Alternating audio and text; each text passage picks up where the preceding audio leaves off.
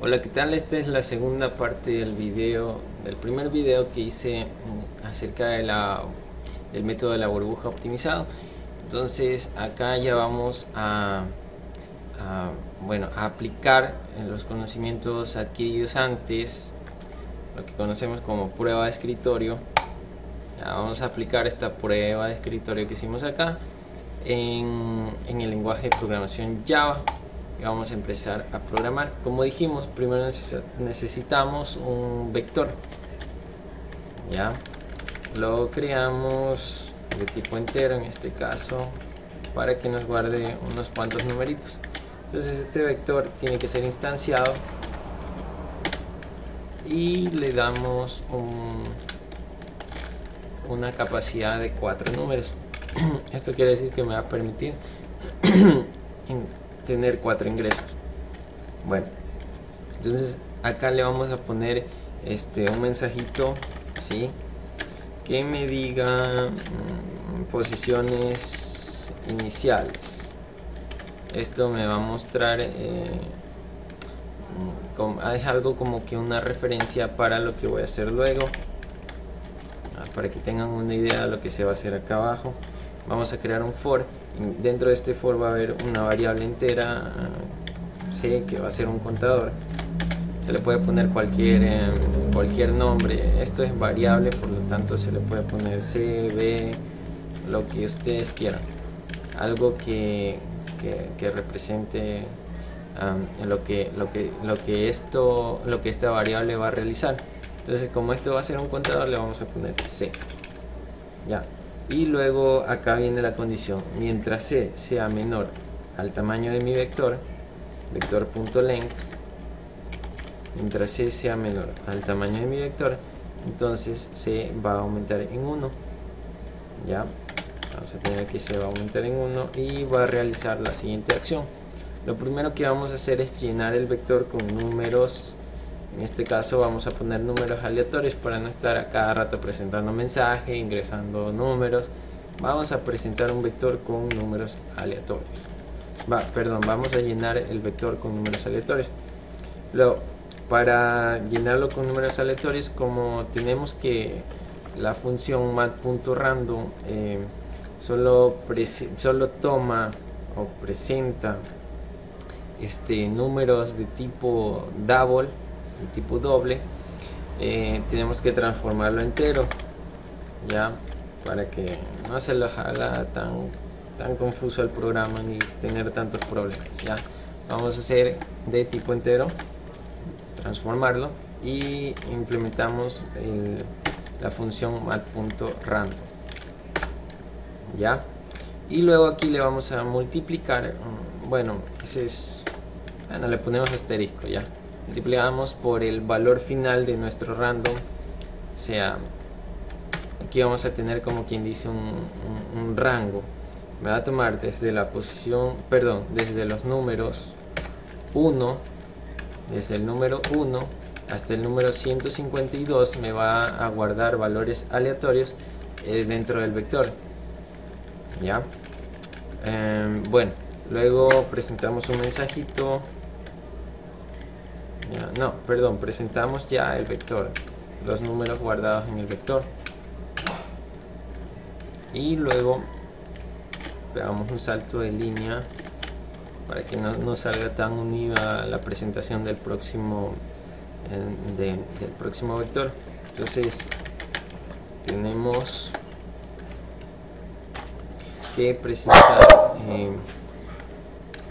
un mensajito que diga posiciones finales, que es como una pauta para que sepan que luego de esto ya van a venir las posiciones ordenadas, ya, de los números guardados en el vector anterior. Entonces aquí vamos a crear dos for. El primero, que me va a recorrer a todo el vector, le vamos a llamar i, de tipo entera, vamos a llamar i, que va a valer en un principio 0. Entonces aquí va a evaluar mientras i sea menor al tamaño del vector, vec.length, esa es la longitud del vector, length, ya, entonces i me va a aumentar en 1. y va a realizar la siguiente acción.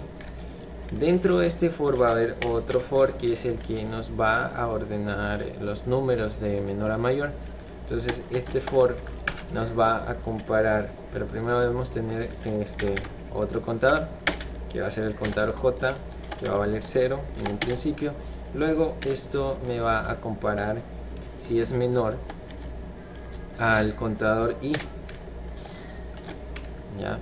Si J es menor al número del contador I, y luego si la condición es cierta, J va a aumentar en 1 y bueno, pues va a realizar la siguiente acción.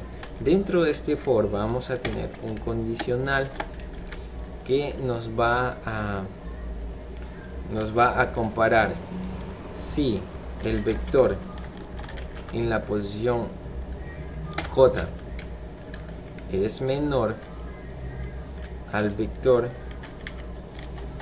en la posición I, ¿ya? Oh, perdón, me equivoqué. Si el vector en la posición I, perdón, es menor al vector en la posición J, va a realizar la siguiente acción, que ya va a ser el intercambio.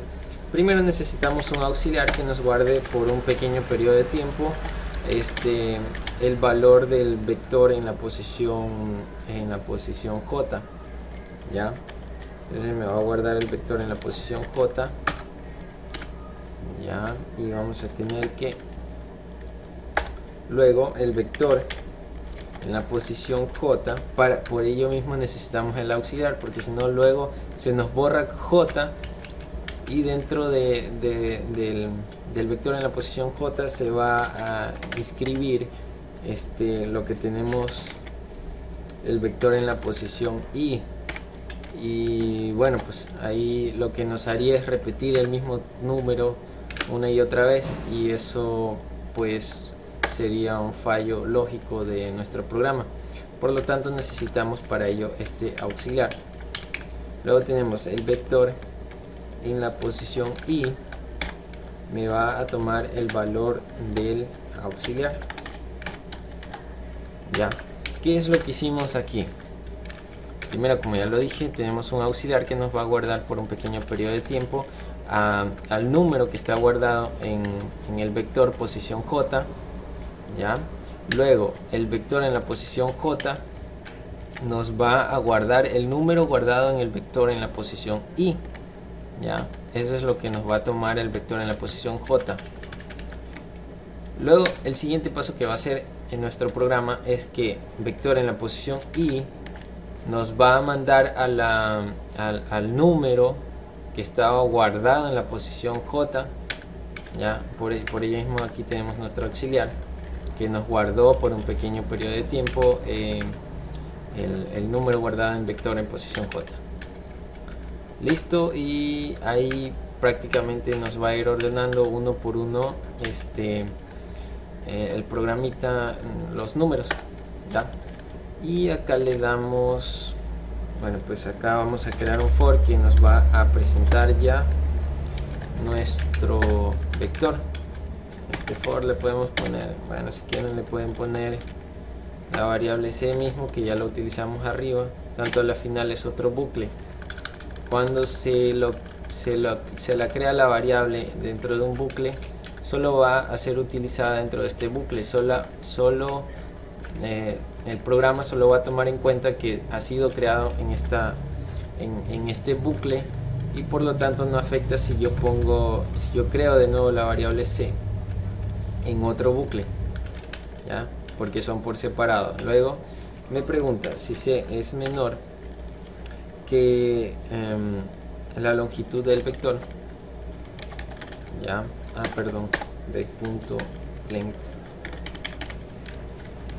Y luego si la condición es cierta, si es verdadero, entonces se va a aumentar en 1, y acá presentamos a nuestro vector. Bueno, presentamos a nuestro vector ya ordenado. Listo, ahora le vamos a dar un breakpoint. Vamos a aplicar un breakpoint aquí en nuestro programa para debuguearlo y ver cómo va funcionando nuestro programita. Ya, debug as Java application. sí, burbuja out. Le damos yes, ya listo. Para que vaya corriendo línea por línea el programa, aplastamos F6. Ya, F6 me va a mostrar un mensajito que diga posiciones iniciales. Luego, bueno, pues ingresa al for. Si la posición es correcta, si la condición es correcta. Aquí tenemos que primero C se inicializa con 0. Entonces va a preguntar, C es menor al tamaño del vector. Sí, como 0 es menor a 4, entonces sí va a ingresar. Y me va a guardar un valor random dentro del vector. Y así va a ser hasta cumplirse el ciclo, hasta que la condición que tenemos aquí sea falsa, ya, y nos va a ir llenando nuestro vector. Como ya vemos acá, ya tenemos nuestros 4 numeritos que son los que me deja ingresar este vector, y pues ahí ya va a terminar nuestra condición y nos va a saltar al system.out.println. listo, como lo dije, aquí estamos. Luego nos va a presentar el siguiente mensajito que va a decir posiciones finales. Ya, después de esto vamos a ingresar al bucle de ordenamiento. Aquí preguntó si es menor al tamaño del vector. Sí, 0 es menor al tamaño del vector, cierto. Entonces va a ingresar al siguiente bucle for. Entonces acá va a preguntar j igual a 0. Como j es igual a 0, se inicializa con 0. Va a preguntar si 0 es menor a 0. Como no es cierto, entonces regresa al bucle anterior y vuelve a preguntar. Bueno, pues aquí ya, como vemos acá, y va a aumentar en 1. Miren, aquí tenemos que i ya vale 1. Entonces luego pregunta si 1 es menor al tamaño del vector. Sí, entonces va a ingresar al otro for. Y acá pregunta nuevamente, como j, vale 0, va a preguntar si j es menor a 1, porque i vale 1. j 0 y 1. Entonces va a preguntar, ¿0 es menor que 1? Sí, entonces va a ingresar dentro de este segundo bucle y va a preguntar nuevamente en este condicional si el vector en la posición i, o sea en la posición 1, acá tenemos nuestro vector. Si el vector en la posición 1, que vendría a ser esta, la posición 1, es menor al vector en la posición 0, que es el valor de j, ya, el vector en la posición 0, entonces lo que me va a realizar es un intercambio. Ya vamos a ver. Venga, aquí tenemos al auxiliar que me va a tomar el valor del vector en la posición j. El auxiliar en este caso va a valer 110. En la posición j estaba el 110. Sí, aquí tenemos. En la posición 0 al 110. Aquí tenemos 0, 110. Entonces me va a tomar ese valor. En la siguiente línea tenemos que el vector en la posición j me va a tomar el valor del vector en la posición i. Entonces me va a tomar este valor de acá y ya lo vamos a ver. Listo, y ya intercambiamos este 96 que está aquí, pasamos acá. Luego a este 96 de aquí lo vamos a reemplazar por el valor que estaba antes aquí, y ahí, como vemos, se cambió a 110 y ahí tenemos nuestro intercambio. Y vuelve a preguntar aquí en este for, como ya terminó, j aumenta en 1. Como j vale 1, vuelve a preguntar si j es menor a i. Como los dos valen 1, no se cumple la condición, regresa al for anterior y vuelve a valer 0. Ya regresa al for anterior y entonces como ya aumenta en 1, i va a valer 2. El contador i va a valer 2. Y se mete nuevamente por el for, porque la condición de acá vemos que es cierta. 2 es menor que 4, entonces sí, ingresa por el segundo for. En el segundo for va a volver a preguntar si 0 es menor a 2. Sí, es verdad, 0 es menor a 2. Entonces lo que va a hacer es intercambiar estos dos numeritos que están aquí, el que está en la posición 0 con el que está en la posición 2. Luego va a preguntar si el vector en la posición i, ¿cuál es la posición i? Es 2. Tenemos que en la posición 2. es menor al vector en la posición J. ¿Eso es cierto? ¿Es menor al vector en la posición J? No. Como no es cierto, me va a saltar y me va a volver bueno, me va a aumentar en 1J y me va a volver a preguntar acá en este for si J es menor ahí. Ya, como J vale 1, me va a preguntar si 1 es menor, aquí lo tenemos, 1, si 1 es menor a 2, que es el valor de acá, 1 es menor a 2, sí, es cierto, entonces va a ingresar de nuevo al if. Y luego va a preguntar el vector en la posición i que vendría a ser 1, ya, si este es menor a este número de acá, entonces se van a intercambiar. Como la condición no es cierta, como este es mayor que este de acá, entonces se va a saltar el if y va a volver j a aumentar en 1. Entonces ya j va a valer 2. Entonces va a preguntar, 2 es menor a 2, no. Como la condición no es cierta, va a regresar al for anterior y j va a volver a valer 0. Ya, listo.